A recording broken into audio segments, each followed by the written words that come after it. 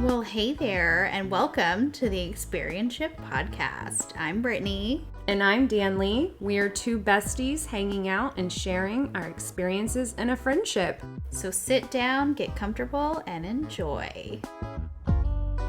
Hi, and welcome to the Experience Podcast. I'm Brittany. I'm Danlee. We have Leslie. We have Daige, Jason, Wiggins. So today we're having a fun little lab friends chat, scientist friends time. Yeah, so Brittany's going to ask us some questions about our career because what did we call ourselves? The dream team. So fun. Leslie's obviously a recurring guest. Not much need for a huge introduction there. But, Daige, he's been in the biotech industry for about 25 years. Right? Okay. And you started out your career in San Diego, moved to Austin, been here for like 15 years now. Jason, 25 years? Yeah, about 25 years. Good to all right. So you were up in Seattle, and then over to Washington, D.C., and then to Austin. Okay. Yeah, at the NIH in D.C., so Bethesda.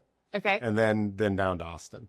For 17 years you've been here now? About, yeah. Nice. I think it's about that. Yeah. Okay. And then we, the four of us, all met at Myrna Therapeutics. Yes.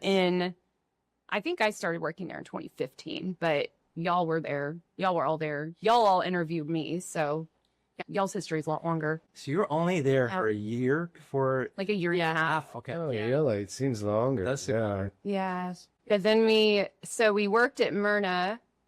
And then when, we no longer worked at Myrna, we all got hired at another company and ended up getting to stay in the same lab, which was such a cool experience. Yeah. And our memories continued for many more years until we split ways 2 or 3 years ago.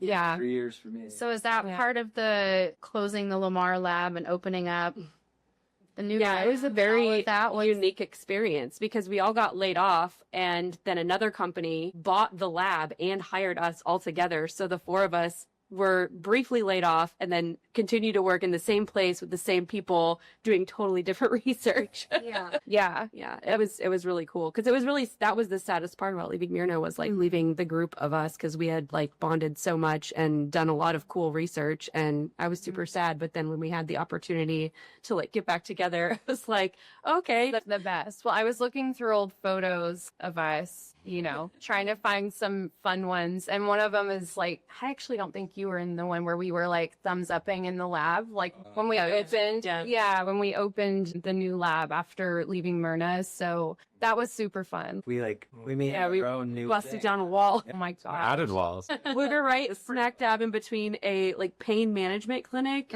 the lice clinic. urgent care, and the lice clinic. and a pharmacy. So I'm pretty sure we went to the lice clinic with my kids once to go. It was the walk of shame down that sidewalk. And I used to sit at my window at my desk and watch parents go in with their itchy kids. I didn't realize there was such thing as a lice clinic. Very popular at certain ages. They treat like super lice. Remember when they moved and we got their furniture? Like I got a table and chairs from them. It was super cute from Pier 1. A good one. I told Danlee, go over there and tell him I'll give him $50 for that fridge. And so I was working and Danlee went over there and she came back and she's like, I got it for 25. But I still have it. It's my beer fridge at home. Nice. So I don't know how many years.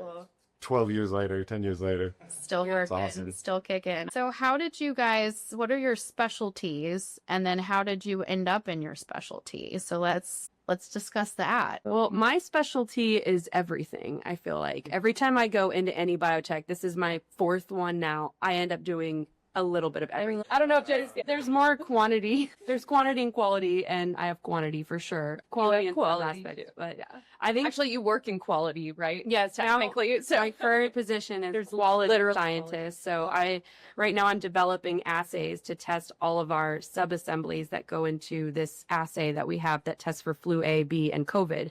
And we just got FDA approval. So there's all these different components that go into our raw materials. I have to develop the testing to test those raw materials details and the specs and like do breakpoint analysis. And it's like kind of boring, but it's a lot of work. And I'm the only one in the company that does it. But I'm also the lab manager and the safety manager and the restocker of supplies and the chauffeur for people between the two. Yeah, it's Keep everybody on task. yes, Good. everyone. And that's, but I mean, initially when my very first job in the industry was at Myrna, and Chris hired me like 15, almost 20 years ago. I started out in animal husbandry. So I was just cleaning mouse cages. And then we were doing research on microRNA replacement therapy and got into the in vivo aspect of it, surgical, like mouse implantations, growing cells, cell culture, plate-based assays. I just loved it. So it's always been kind of along those lines. Like I still do those things, but just more of in a quality setting. What do you guys, y'all want to talk about yours?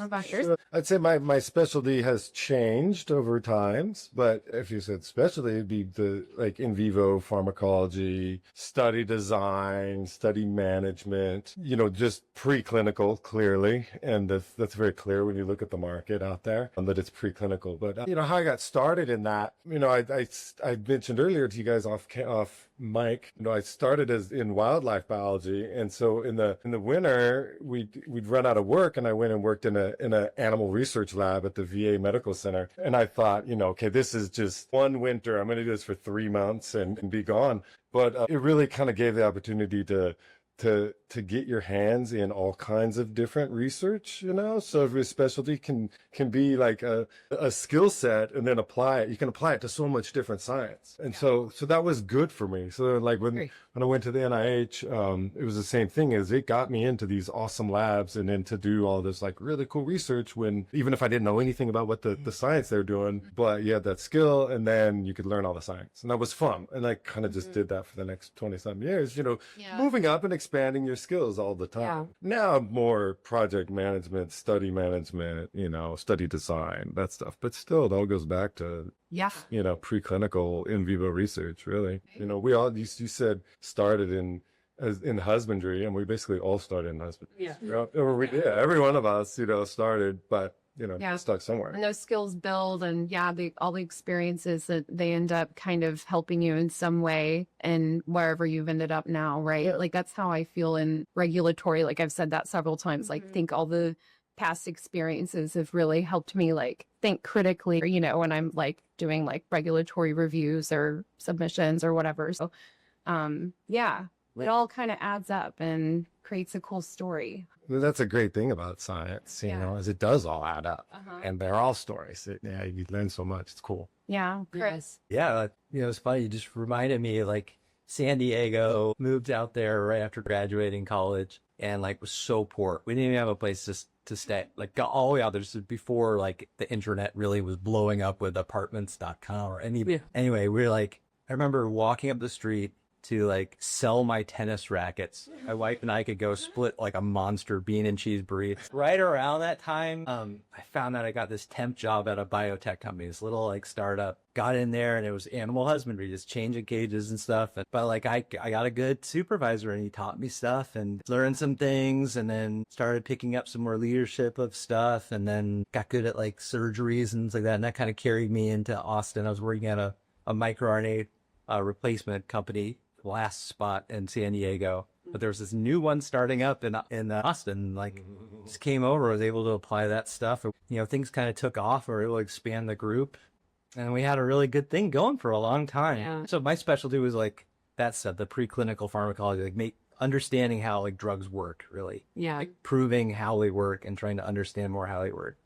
And then like, I guess somewhere after that, like as we were in Aglia, I started getting kind of interested in advancing them forward. Started doing that a little bit in Myrna, actually, like the toxicology. So there are things you have to do to get things into clinical trials, and getting interested in that too. And like my job now is more as like a toxicologist, but also all the same stuff I used to do, but more applied on like the development side. So like, once you have a drug that's going to go into clinical trials, like everything that needs to be done to make that happen, and then like working with clinicians to monitor like drug levels and things like that. So I get to work with a lot of different people now. Do you miss doing animal surgeries? I don't think I could do it. Like I'm like slow to come around the fact that I need glasses. I used to wear them. Yeah, I don't like the amount of times I'll be like, like staring, trying to read things, and yeah, I don't think I could do it. I don't think I could. You don't think it's like I don't think I could IV doses in the mouse veins. I wondered it outside. I believe that Leslie could probably do that in her sleep, even years later. Right? Oh no, like Yeah. I'm really good at just like the little technical fiddly crap.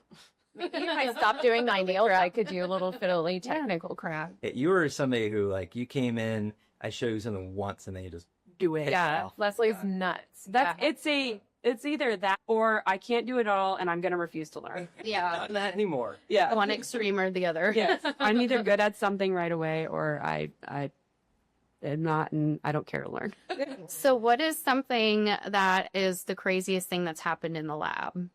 Right, Like- guys. Like when we were together. Sure, yeah. I think, yeah, as the dream team, what's the craziest thing that's happened in the lab? a crazy thing. There's some surgeries where sutures would get pulled and like literally like mouse guts would be hanging out. Always a great thing to see when you're The moms that gave birth and ate their babies overnight, and then there's like little dead baby bits. It's a leg. Yeah. So what were we talking? You did. Okay, this is funny. I think when we were talking about questions, you asked like, what was one of the weirdest things that you have put in a lab fridge before? That I was like, probably toes, right? Like toes, mouse tail. I mean, it could get weirder, but that one's pretty weird. That is great. Bladders, a lot of bladders. Yeah. And the stones. Lot of bladder stones. Card was harvested to analyze for drug levels. Yeah. A lot of that. And to see if it was working, which we did. We cured cancer in mice.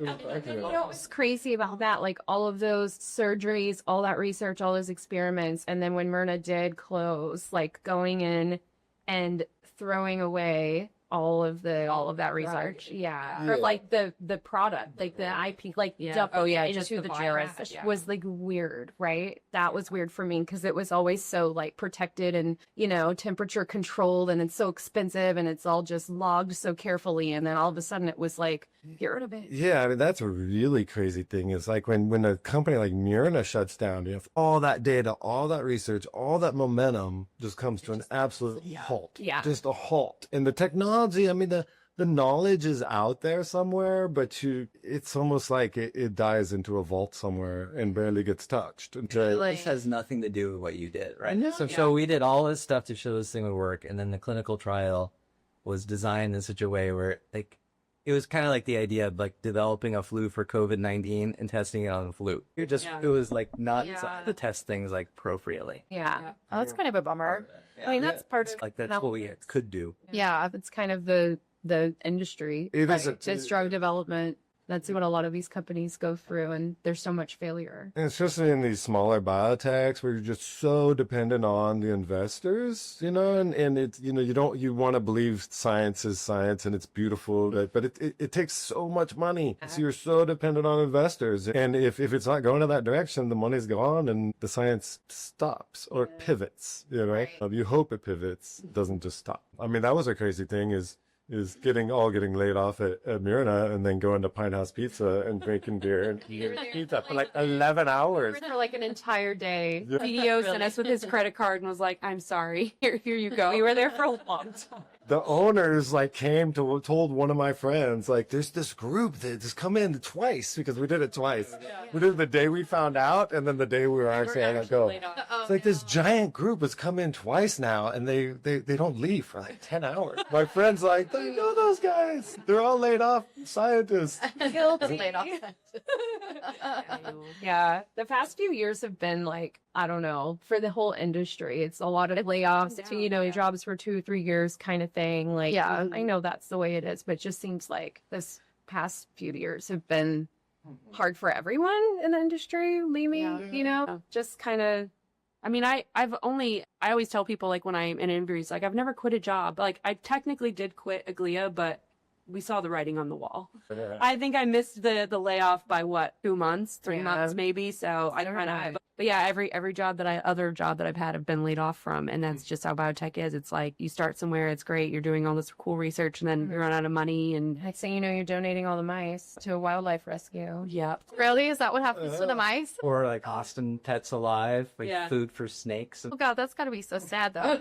Circle It's worse to do nothing with them. So that was our opinion. opinion at least. Definitely transferred many mice in our vehicles. Yes. Yeah. Okay, so who is most likely to blow up something by accident? By accident or intentionally? I mean, really?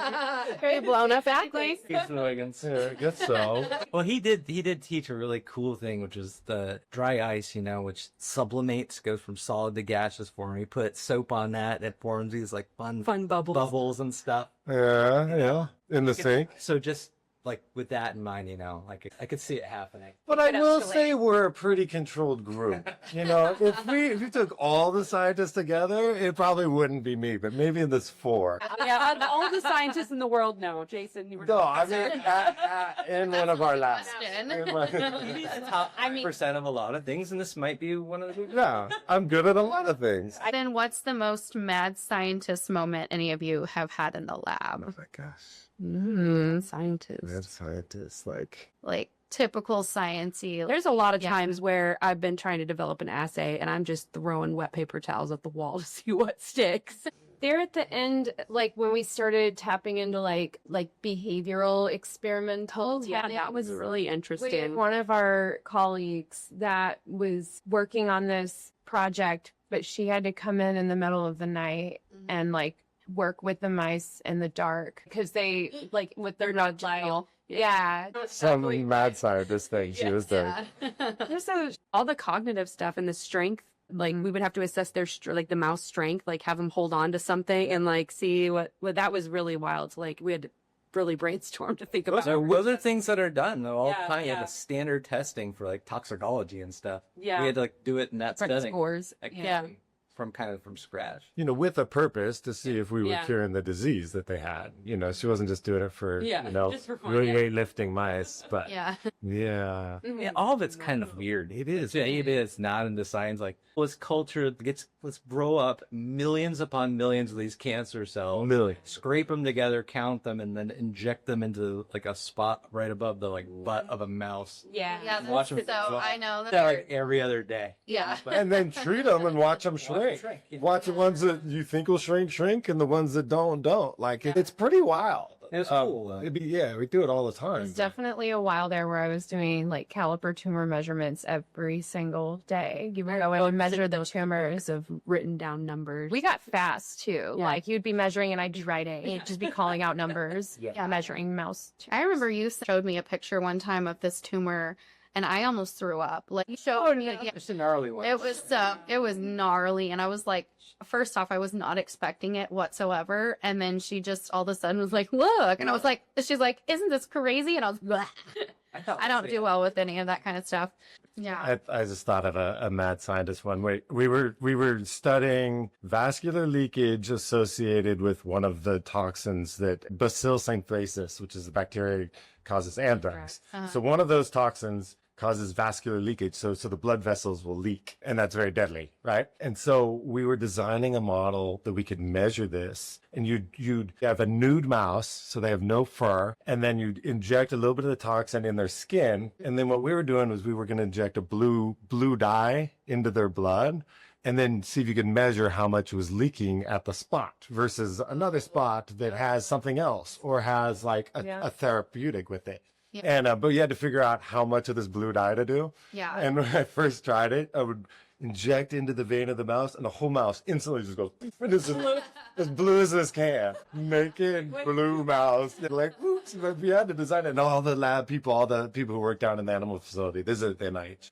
They would all come and watch it. I'll be like, my whoa, God. not exactly, just instantaneous blue mouse. So It does show how quickly your circulation system goes. Yeah. Because it would be like before, you guys know about like before you could finish injecting, the mouse was just Blue. my God. which was obviously too much dye. Yeah. Yeah. Isn't it? Just It a did little work. too We much. published it. Wow, The okay. method is kind of cool. That is cool. I'll have to read that paper. Yeah. Okay, I have one quick one. So back when I worked at UT doing husbandry, I was like learning husbandry, just learning all of this animal research stuff, right? Had never done any of it. And so they were telling me things to look for when I was taking care of the animals, like anything's wrong with any of them, or the like moms like giving birth, like dystocia if a baby got stuck. Yeah. So I found my first mouse that was like having dystocia, and like the baby was like lodged and wouldn't come out. And I was in one of those like BSL-2 rooms, like was supposed to be taken quite seriously. And I freaked out about this mouse, and I was like, oh my gosh, what do I do? And I like threw it in a little container, like threw open the door and like ran down the hallway in my like gown and everything and my like my foot covers. And I was like, the mouse, like we have to save the mouse. And I get it there, you know, to the veterinarian, and they're like, okay, well, there's actually not a lot we're going to be able to do right now. And they were like, but maybe next You were expecting like emergency surgery. Yeah. And they were like, next time maybe don't run down the hallway like fully gowned up. And I was like, oh, you serious? So I was maybe not as much of a mad scientist. Seriously. I was like young, nervous. Save a mouse. A little green, but your heart's in the right place. Yeah. That's funny. Yeah. So what about if you guys were in a band? If you were in a band, who would play what instrument, and what would your band name be? What instrument would we play? What instrument would you play? Like Does this fit? What would your band name hype be? woman. How would our band name be? band name? Should we have some names that we gave ourselves through the years? I know. I just looked at Leslie because we actually just talked about this the other day. This is the second time band names have come up on the podcast. The Dream Team. I don't know. What's a way to make that laugh? Dream Stem. But yeah, like Oh, we could be like the Hexagons. Sounds like an awesome band. That's Yeah. the shape of the steam. it's burned into my brain Yeah. from staring at microscopes. There was one day, right, the structure of histine, it's like little hexagons. So it was like Jason was on this project where he was like staring at these things all the time. And one day we looked up and he was like, guys, look. I think we look, there's like an overpass right outside the window and it's like all hexagons. And he's like, am I going crazy? Do you see the hexagons? Do y'all see that too? I mean, I would stare at these hexagons for hours and hours and hours and count them. Oh, it's brutal. Oh dear. Many hours with mouse pee. That was all mouse error. That's where it was look up. Oh, that's a mad scientist moment. Yeah, Trying to right. figure out how to collect urine. Daige busy. We got very creative with that. Oh, that was like one of the most annoying projects, I think. Because like mouse pee, like you get drops at a time and you can't really control it. And then they poop in it. And then you have to figure out how to not contaminate it. I prepared you all saying we might ask around the lab to see who's willing to donate. Yeah. You said you were. I always remember. totally donate I remember you were like, I'll donate. And Leslie's like, no. right now. Yeah, why not? Well, we've donated. I've donated blood. There's been times where things were. They would ask people to donate blood at Assurigen. Yeah. The parent company of Beer Nut. I never did. Yeah, I did. Really? I worked at I was actually employed by a surgeon for a while. Yeah. Yeah, I before work Myrna. with some Assurigen people still. Yeah, I'd go back, and this is so awesome. So when I first moved here from DC, they had like a shack or whatever, like a shed out back, Like a storage unit. a storage unit, and they bring in a phlebotomist, and they would take your blood, and then they use it for all the testing. But that is also where the band practiced, Yeah. because everybody in the lab they were also in bands, which is very awesome. They were good. Yeah. John Kind of Kempton, amazing. awesome. Yeah.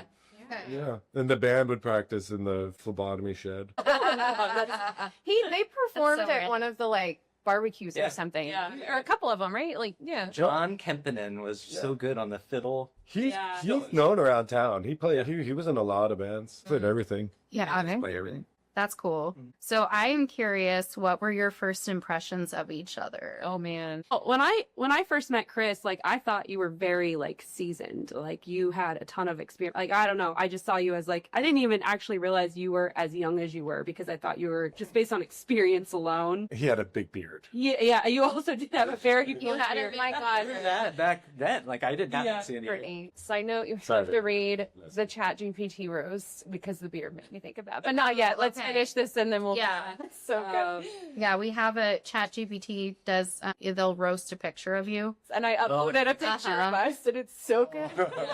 So I'll read that to you. Pretty accurate. So we'll get to that in a little bit. Yeah.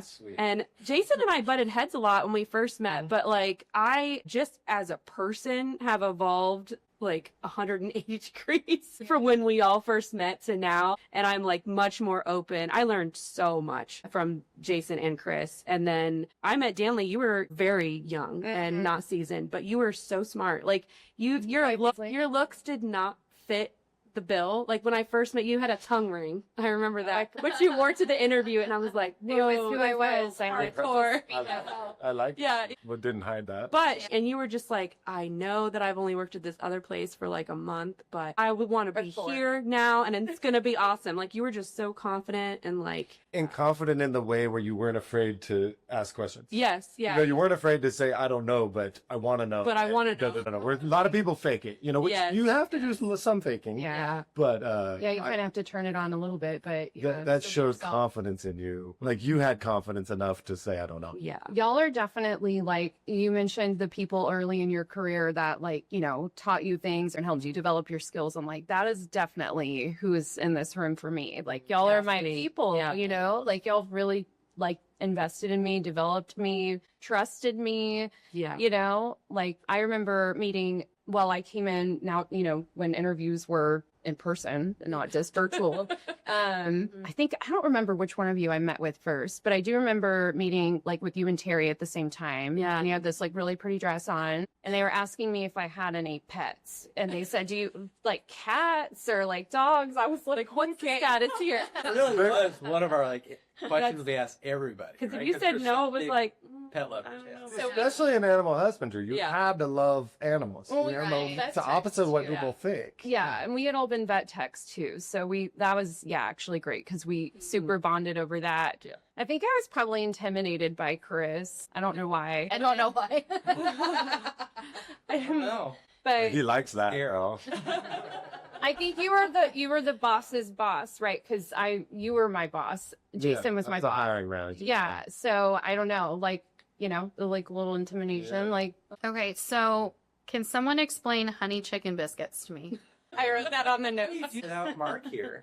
I know, that's what he said the same. Oh, really? Mark, we got I think so. This one, honey chicken Definitely biscuits. Mark. I brought donuts every freaking week for like You did. 6 years Yeah. too. These weekly meetings I have. Not that I'm bitter or anything. And they still talk about the honey chicken biscuits. Probably like one time. It's all good. It's fine. You went I'm to a over really it. good donut shop. Yeah, you too. did the donut hole. That's what it's And- called. And yeah, it's not even there anymore. It's Yeah. like a catastrophe from the white. The Y construction. construction, yeah. It's, Man, that place is like crazy. Oh, it's madness. Okay, so honey chicken biscuits. Yeah. You want to know about this? Yeah. So we had this like series of experiments going on, and it was all for the paper we were working on, right? Like we were trying to get, we had to repeat the experiment basically several times. So we had these like flow cytometry days Yeah. where we were like doing big like animal collections and or like sacrifices where we would sack the animals. We call it sacrifice. Yeah, so you're sacrificing their lives for the name of science.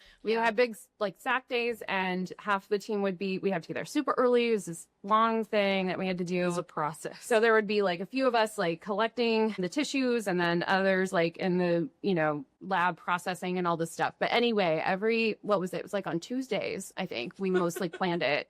Mark like came in with like the little flow day cheerleader with honey chicken biscuits. And a from few Chick-fil-A, right? Yeah. Yeah. That was- It was motivating. Well, that was probably the first time that I'd had a honey chicken biscuit. I'd never had them And we're like, before thank that. God. So I didn't we brought know what I was donuts. missing. That's probably why the donuts didn't get. Everyone's had donuts, but I was like, everyone's had. Yeah, that was the first time I had a chicken biscuit. I was like, I didn't even know Chick-fil-A had breakfast. That's all I was just saying. The honey butter chicken biscuits from Whataburger. Oh, yeah. Yeah. Can I go back though? I want to Yeah. give my first impression of these. Oh yeah. I want to Yeah. hear I can hear yours. So Leslie, oh my goodness, she had this hair like down to here.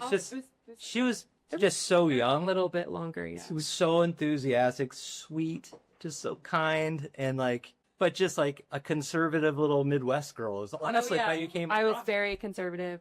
Well, I mean, I didn't even mean it like politically necessarily, but just I don't know. I wasn't as like super conservative politically. I was definitely, but more conservative just in like Christian values. Yeah. But she wanted the job so bad, like it was instantaneous. Like, I did, so yeah. big on it, at least immediately, just like I knew, like could see her doing the job. Yeah.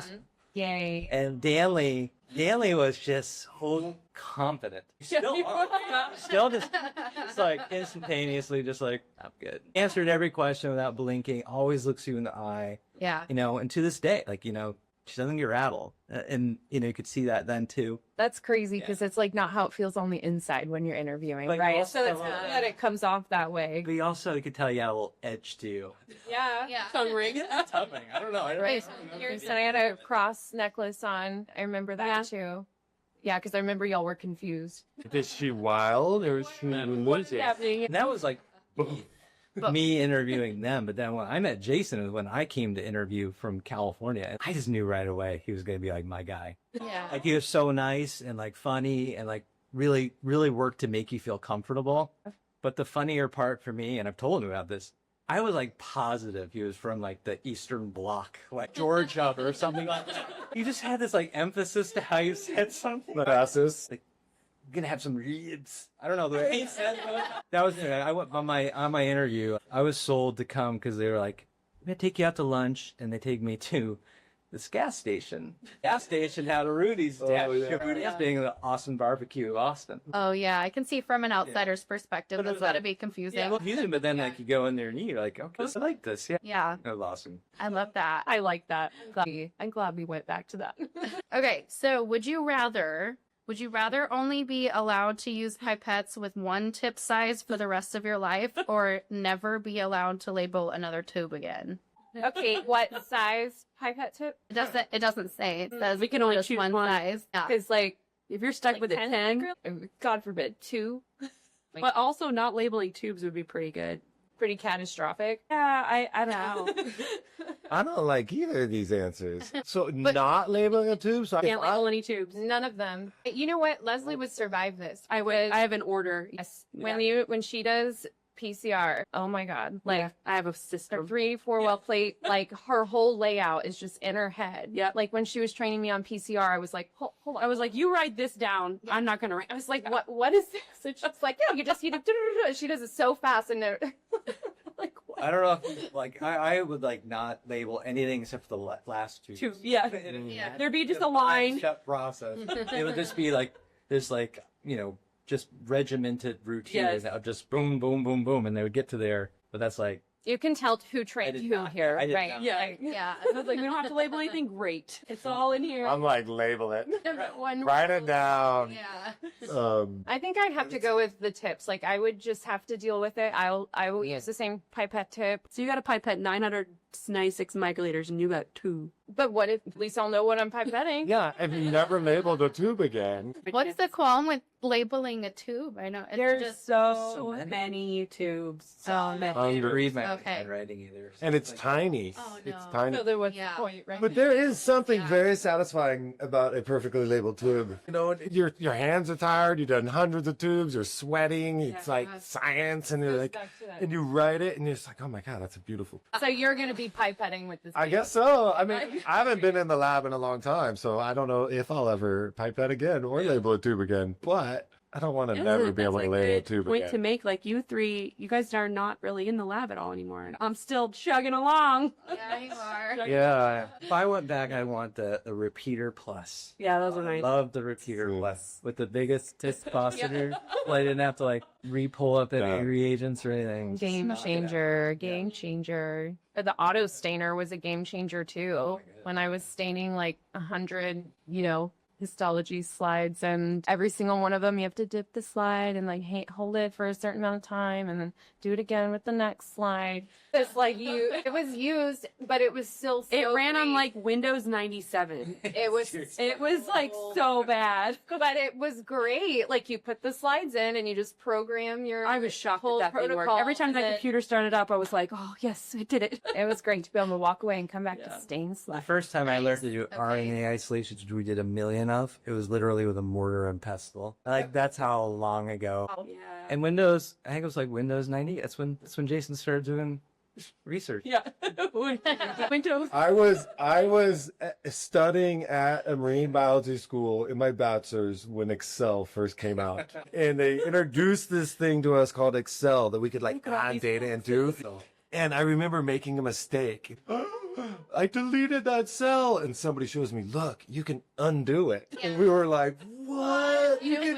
There's an undo button. You showed me the magic painter tool, which everyone knows the magic painter tool, right? But like that's a game changer for me. Well, in prison too, but no, like all Microsoft, like just a little paintbrush thing. You know, you highlight something and then you hit the paintbrush, so then you can highlight something else, and it copies the formatting. Yeah. Conditional formatting. Yeah. Yeah. No one ever taught me that, but Oh my gosh, girl. Okay, read the chat GPT roast because Okay. like the top part because this just ties right in. Okay. So this is the picture. Yeah. Okay. Oh, yeah. So we'll Did some we'll dig show you up. the picture. Yeah. Wait, so is that all? Okay, yes. another picture? this is the picture of the day that we moved back into the Lamar. The lab. Lamar lab, and we all have our thumbs up, and we're exhausted. We're like, and "Hooray." we did it. We're Chat GPT. We all really snapped this. We just moved into our new lab and suddenly think we're Avengers of pipetting photo, huh? The guy on the left looks like he accidentally wandered in thinking he's the HR department. Who's that, me? He's one shocked coffee away from a midlife Excel crisis. Excel guys. I forgot how to paint. How did it get you so good? It did. And then front and center, Leslie, she's smiling like she just finished labeling 200 tubes and only cried twice. That's called character development. Back right, guys, that beard says I've seen things in the fume hood I could never see. I could never. But he'll give you a thumbs up while your PCR melts down. And the woman on the right, that's the face of someone who knows the centrifuge is unbalanced and hit start anyway because chaos is a valid scientific. Congrats on the new lab, nerds. May your buffers always be fresh, your tips never run out, and your experiments replicate better than this group selfie attempt. Leslie has like a full relationship with the spot. Like, Yeah, you straight up. probably learned a lot because she was saying I ran out of my like free amount of stuff I can type into this thing. I was like, oh, you can log in with my pro She has version. to like I was like, do not judge what I've written. Oh, you work in quality. So. Yeah. It's Do great. me? But no, like it's a full conversation. Yeah, it's like I'm like, no, listen, that isn't right. It's crazy that it's a person, it's got a personality. yeah, and then you You can know? say, okay, When you can thanks for- tell it to be the person that you need it to be. Like sometimes for work, I'll literally say like, okay, I need to double check like 20 different calculations for a dilution that this other company did. And I'm going to tell you with the dilutions and then you tell me if it fits in this range window. And so it's like, yep, perfect. And then I go and print it all out, put it in Excel, double check me and the robot's work. And then I put it, and I'm like, okay, great. Can you write this into a report? Yup. and you can tell it like roast harder, and it said, oh, you want the hard roast. Buckle up, because this photo has more cringe than a team building icebreaker at a biotech startup. Let's go. Like that's the bot talking. That's crazy. Do y'all want to hear the harder roast? I do. Sure, yeah. Yeah. Okay. Mr. Plaid panic in the back. My plaid. I think your shirt was plaid. Yeah, show him the Yeah. picture again. He looks like he just realized he left the -80 freezer open. That's not a thumbs up. It's a cry for help from a man who hasn't slept since the last grant cycle. He's giving a principal who doesn't understand the science fair but showed up to the photo op energy. I don't think that's accurate. I don't think so either. Yeah. Jason, definitely knows the science fair. Front and center, our de facto hype woman that keeps doing that for you. Yeah. I apparently just look really happy. That smile says, I've single-handedly carried this team's morale and still had to explain how to zero the scale for the third time this week. Oh my gosh, that's So accurate. That's actually great, right? She's the kind of person who labels every tube perfectly but still gets left off the authorship list. I was never left off of an authorship list. Or labeled over too. Okay, back right, beard bro. Beard bro. It's 40% lab tech, 60% craft beer influencer. He's giving a thumbs up like his gel didn't smear like a toddler's water brush. Sir, no amount of facial hair can mask the fact that you just contaminated both your controls. And finally, Miss DNA necklace in the front right. I'm not DNA necklace. but okay. Sis has definitely muted the group Slack channel and still answers lab emails with, sorry, just seeing this. Her thumbs up says, I finished my assay, but her eyes say I used the wrong buffer and just pray no one noticed. Oh my God. Also, not accurate. Together, you look like the cast of a sitcom called Miss Pipetted, a group of overworked, underfunded scientists surviving on caffeine, passive aggression, and the blind hope that the PI retires soon. Oh my God. I just like new name, same chaos, Godspeed, science clowns. I just like had to, yeah. It's so funny. Y'all got to do it. Go put your family photos in and make it roast you. It's great. And I also did, this has nothing to do with ChatGPT, but I made a caricature of us. Oh, And it's here's so our- cute. Here's our caricature. Oh, wow. She did so good, right? Aren't we adorable? So, I see. so I gotta be the bearded guy on the left. Yeah, oh, yeah. Look at Jason. I actually see Jason. Look, let's show him the photo. This one was Leslie at first, but I that's didn't think definitely that him. time was Josh. It's hard. I look with my old. hair, yeah. Do you? I feel like you look old. Yeah. You look old. You're ageless. It's based on this photo. Nice. Wow. Yeah, I think she nailed it. I Yeah. think you nailed it. She nailed it. Pretty good. Yeah, I'm all not right. super talented, but you know, I can. That was rare disease day. Rare disease day, and Yeah. All right. What is something that you've learned from each other that stuck with you outside of the lab? when I first started, Chris nailed it. I was very conservative, sweet, and I learned that, you know, having somebody else, like really recognizing somebody else as a different way to do things and that you might not always be right, and seeing these different experiences, because I did grow up a lot in the Midwest, and I was surrounded by the same people over and over again. We could all be carbon copies of each other. Everyone in the Midwest has the same personality. But when I met, you know, Jason and Chris, they were very different, had different ways of doing things and thinking about things. And it just really changed my perspective, like on everything. Yeah. And I became a better person. So, yeah. And obviously like all the science skills and stuff, like I wouldn't be here for that. I mean, obviously all of I have the science for sure, but yeah. I'm a better person for meeting these people. And Chris helped me buy a house. Like, you told me exactly what I needed to do to get a house. Jason convinced me that, like, everything was going to be okay if I decided to have children or not. Like, I mean, watch their kids grow up, and they watched my kid grow up. And yeah, life has really revolved around this little group right here. And I mean, Danlee too, like, even though, like, you're a lot younger than me, I mean, we've made a life. Like, we live next door to each other now. We raise our kids together. Like, yeah. It's crazy. Can't imagine life without you guys. Yeah, same. Sure. Same. That's so sweet. Yeah. Yeah. What about you guys? No, You're like, no, I didn't mean it like I that. haven't. I was thinking, but like, no. I mean, I would definitely with like regarding Leslie, like how to kind of in life be truly like honestly generous, you know, like honestly willing to do anything for you. You know, I'd say I always had problem asking for help. I don't mean in a professional sense. If I didn't know how to do something, that does. Yeah. But help in life, you know, like I need to borrow a truck, or I need help doing this or that, you know, or I don't know how to accomplish a life goal or whatever it is. I've always had a hard time.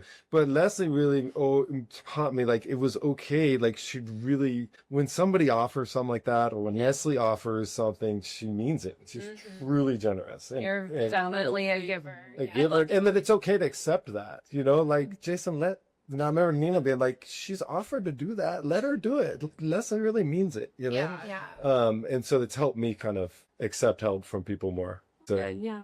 But one of the recent ones, you're like, yeah, I've done some things for you. She answered the phone in the middle of the night. This was a month ago. And 2 months ago, I had to take one of my kids to the emergency room, but the other one was in bed. And I wanted Francis to go so I could hold her in the back seat. He could drive or whatever. And I called and she's like, yeah, bring her over. Bring the other kid over right now. Like right now. no pressure, right? Yeah. And I knew that she would. And she did. So, but I've already said that y'all have all taught me like a ton, and my whole career is what it is because of each of you. But also, y'all are all really amazing friends. So Yeah, there's so many. I'd have a hard time pinpointing really. Like, I might regret it later. Like, I might regret it later. Like Chris, I mean, I learned so much from you. yeah, And, it's like how do you even narrow it down? But you guys, like, for me, honestly, what I take away is you're all very genuine, you know, like, and it's something where I didn't appreciate it at the time. Like, I look back on it, So Danlee's super poised under pressure. Like, and that's something it's really hung with me too. And I think it's like a genuine, like, okay, don't know what's going to happen right now, but I'm going to put my face up here and we're going to get through it. I'm not going to hide from anything. And that's awesome. Yeah. You touched upon, Leslie, like I feel unbelievably selfish in comparison to Leslie. It's just a very selfless person. Yeah. And will always do whatever you need. And Jason, like, he always harped on this too, is, it's okay to say you need help and stuff like that. Mm-hmm. And I don't know, I always like, for me, it was always like, I need to like complete the thing on my own. Yeah. Really like wanted to do that. It was almost like he made it so that you could ask help, but it wasn't like you were getting pity or anything like that. And that was the ultimate insult to people. Like, I want admiration when I've done this huge thing, and not like, oh, you must be really tired. Like, well, don't say that. Say all this stuff looks really good, but like, so there's those two things. But like when you're in the middle and you're not sure you can do it, like he always was there to help out. Yeah. Nice. Yeah. Dream team. It truly was the dream team. Teamwork, number one. Well, if you had to describe your group dynamic as a chemical reaction, what would it be? I mean, is the urea cycle? I mean, but it's like I feel like we're the urea cycle, right? What is that? I had so many projects that like were They revolved around the urea cycle. Everything just that we picture did. each of us like in it. Yeah. And the urea cycle deals with all the toxic guck and like converts it into good stuff that your environment or your body That's a great can way to put it, handle. yeah. It's not urine. Yeah, it's all these sequence of reactions that deal with nasties, And if deal with one chemicals, and deal with toxic things. If one falls out of line, it all falls apart. And within the urea cycle, so each step has to trust the other one completely, which is like this group. And each step is completely different. And every once in a while you need a hug. Once in a while you need a hug. Can we just tell it to write our book? Yeah, write our book based on these 4 people, but around the urea cycle. I'm totally doing that tonight. So That sounds like a good kid's book. Right. That would be cute. The urea cycle is Stuff like that. Give me kids book. cycle at you. like the rainbow connection. Yeah. Can anyone else think of another one? Like, I don't know. No. No, I think That's it. Good job. Yeah. good. Let's do one final question. This one also is kind of sentimental. If you could go back and relive one moment from your years working together, what would it be? The ping pong. Oh my God. Oh my! We haven't even mentioned that. Y'all had a ping pong team. Oh yeah. They were already a very established ping pong team when I met them, and it was like intimidating. Oh, like wow. They're like, oh, come play ping pong, and I'm like, okay, and they're little did you know, insane. Boy, Remember my ping pong paddle faux pas? what happened with your? I accidentally hit my partner with the ping pong paddle. Inappropriate. Sounds about right. I don't know. That's hard. Ping pong was so fun. We'd go like right after lunch every day, every single day when we were at Myrna, and play like I think it was 3 games. 3 games, yeah. Partners. Yeah. It It was Leslie and I versus Jason and Dan. Danlee. Oh my! And y'all were always so nice to me. I'll just say, y'all were like, you're really learning. You're really doing so good. They were always so nice. Yeah, Chris taught me how to play ping pong because it was you and I for a long time because it was 2 of us, and he would play left-handed because he was so much better than me. Oh my God! Like no chance of They me go winning. Montoya moment. Yeah. What was it that y'all always did the extra point for Nutmeg. Oh, nutmegs. Yeah, if the We ball still goes do that. between I still do that with same, people in my neighborhood. That's the thing that's lived on then beyond this group. Nutmeg? Nutmegs. Yeah, the nutmegs in my neighborhood are a thing because we have, I don't know, 3 different people at ping pong tables and we play. They're a thing And in your if you neighborhood. miss And they all don't the table, nutmeg rule. And it goes through the other Your person's person's legs. Doesn't matter. That's your point. So now when I play ping pong, I stand with my legs fully together. There's no The space. guy argued with me the other day. No, it's not a point. It just means you didn't lose a point. I was like, this rule comes from. Sorry, son. She's telling me like I'm just learning the deal. Oh my God! And now I'm so good at ping pong, like not better than Chris, but like we have a ping pong table at home and my husband has not won a single game and we've lived there for 7 years. Man, do they have a ping pong table here? I need a rematch. Yeah. Oh man, I would just have to watch you guys. I'm not good at ping pong. No, thank you. So fun. I'll videotape it. Well, is there any parting words, final thoughts from anybody? Miss you guys. Yeah. Yeah. Aw. I feel extremely lucky to invite you guys, in our life and just to experience it. We're all so different and they just did. Yeah. Yeah, like where I was when I started at Myrna, like a lot of you guys, or not you, Jason, your kids are a little bit older now, but like your kids are like right around that age. It's really cool to see it, and you're also at that age, and Yeah. I don't know, it's neat. And I got to see your kid kids get born. I looked up to Chris for so many questions on having kids, and I mean, not that you're younger than I. I had to think about that. Started early. That's me in our group. I have the most kids and I'm the youngest. Yeah, I would get so much advice from you, and like so many parents are looking forward to what the next step is going to be. The next step is going to be, but they're gonna walk or gonna talk, but enjoy the moment that you're in now, and you can apply that to anything outside of kids. But that's definitely something I learned from you, Chris. Thanks for interviewing us. Yeah. I hope you actually want to do some science now. I know, because I totally know exactly what you guys are talking. Thanks, guys. Thanks. It really has been fun. Thanks for listening. We'll see you next time on The Experience Ship Podcast. Follow us on Instagram and Facebook. And if you're feeling fancy, leave us a review wherever you stream. Bye.